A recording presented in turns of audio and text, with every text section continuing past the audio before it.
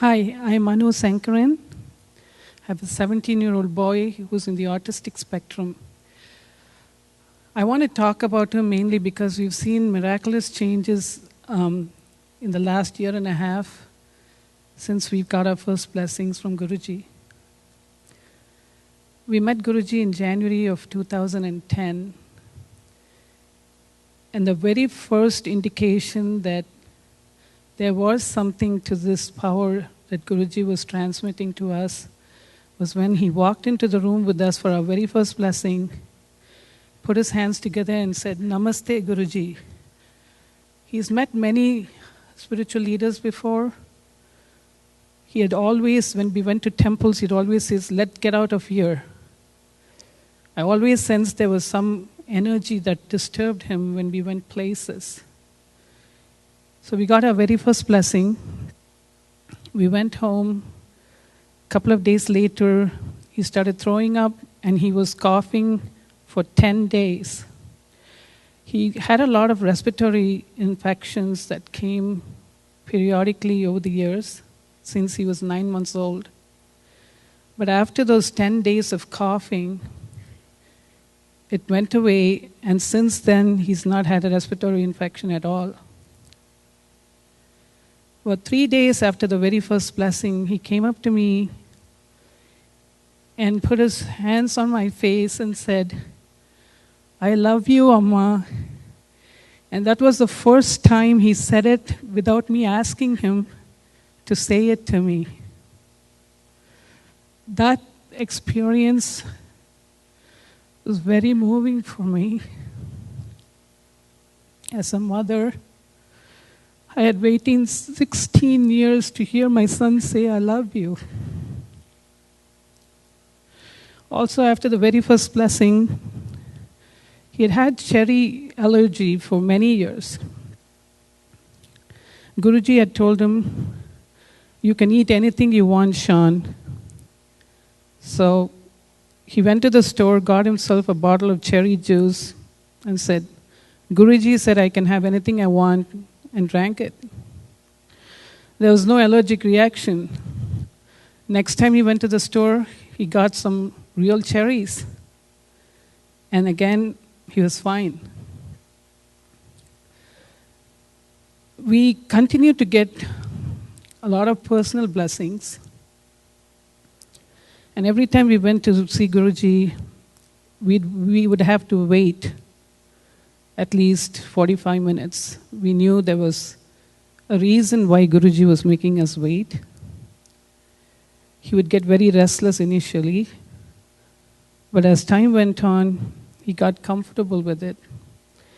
And about 5 months ago, he sat in a room without asking for a cell phone or an iPad to distract him, and just closed his eyes and sat for 2 hours.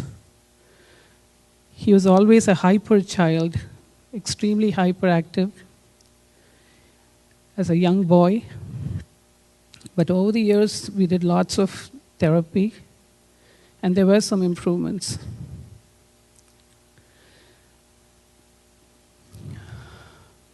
About a year after, actually a month after we got our first blessing, he started doing his schoolwork independently. I asked him, "If I don't help you, how are you going to do it?" He said, "If I don't know, I'll go ask my teachers. I'm a grown boy now, I can do it by myself." That was the first sign of him showing independence and confidence in what he could do. He's been on the honor roll at school. He's very excited about trying new experiences.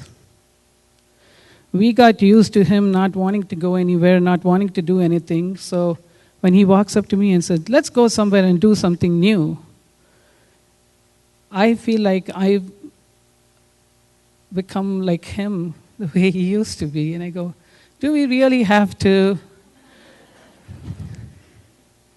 And he says, "Let's try it. Let's go do something new." His awareness has really been much better than it ever was. Wherever he goes, people always ask, "Where's your son?" if we go there without him. And wherever he goes, he pays attention to what is going on around him. He starts talking about it. Social skills and emotional receptivity within them is a challenge for children in the autistic spectrum. In the past, when he couldn't express himself, he would just shout, scream, and throw a tantrum. But ever since we started getting our blessings, he's able to tell us, he says, "I'm frustrated that I can't do this now. I'm very sad." After the first couple of months of our blessings, one time he said, "I'm feeling very sad." So I told him, "Go up to your room, close the door, and cry." And so he got used to doing that. There was an occasion at school where the teachers had asked him to write a little note in his diary about his day when he came back to school the following Tuesday. And one of the things that, when the teacher sent it to us and we read it, he said, "Yesterday I got my blessings from God and I felt wonderful." We started noticing he's much more vocal.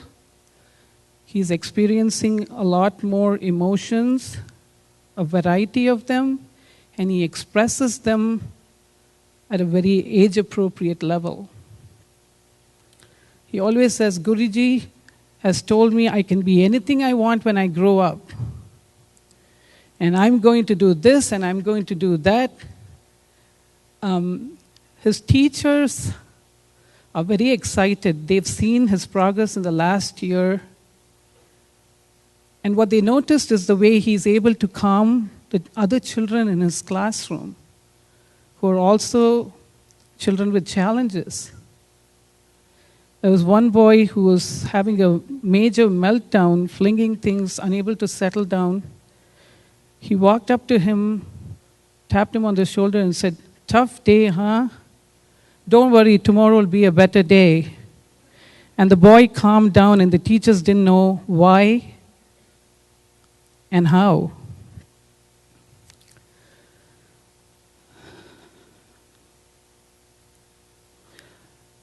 About 3 weeks ago, during the long weekend, we went to visit our family in Michigan. On the way there, he said, "I'm going to behave well when I get there." And I thought, okay, that means, no tantrums, no, stubbornness about doing something. But what stumped us when we got there was the way he initiated conversation with every member. There were 6 of them. He walked up to every single person and had a very normal conversation with every one of them. He even walked up to a brother-in-law of mine who never cooks and said, "On Sunday morning, you're going to make me eggs Benedicts for breakfast." And my husband and I just looked at each other and said, "Is he actually talking to everybody?" So, as a parent, we've seen remarkable changes in him. And in the last month, I just know in my heart that he is maturing. He's becoming more like children his age should behave. And I'm very grateful to the Divine and Guruji, because from the day that he was diagnosed, the only thing I ever said was, "God, I don't know what to do. Please help me. Show me the way. Send me the right people." And when I talk to the other families who are raising children in the spectrum, I see how blessed we are that the right people have always shown up at the right time to help us. I'd also like to share an experience I had recently that told me about the ripple effect of this energy. Autism Awareness Month is April. So I was online and people were talking about, their autistic children, and I happened to converse with a lady in the United Kingdom, and she has an 11-year-old boy in the autistic spectrum who's very echolalic. He only repeats what his mother tells him or what he hears anybody else talk around him. So one day she said, "Can I talk to you? I need some help." I said, "Sure, I'll share with you whatever we've done over the years. Maybe something here might be of help to you." So she and her husband came on Skype and we chatted and we exchanged information. And the next day the boy came on Skype and got very excited, started clapping his hands, jumping up and down, and she introduced me and said, "That's Auntie Anu." And he said, "Auntie Anu," and just clapped and always laughing. About 2 weeks later,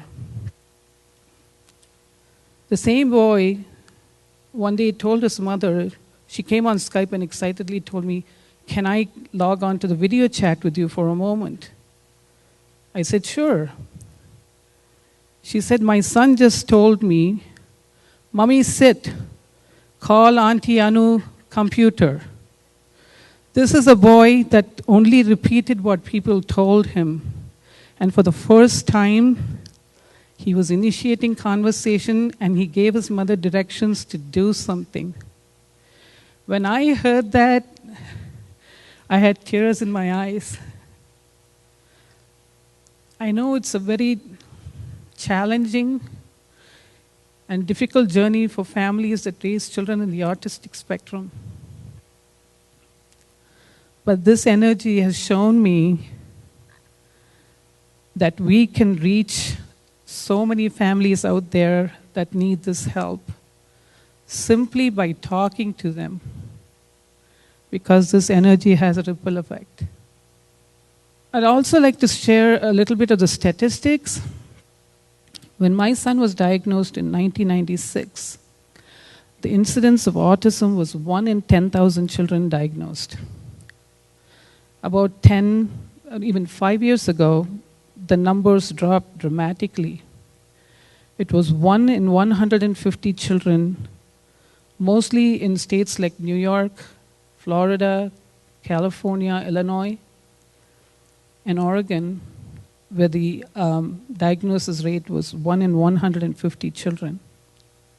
Last October, I was at a game at Northwestern University, which was an autism awareness game, and I saw the statistics up on the board, and I was stunned because it said 1 in 125 children are diagnosed in the autistic spectrum, of which 1 in 91 were boys.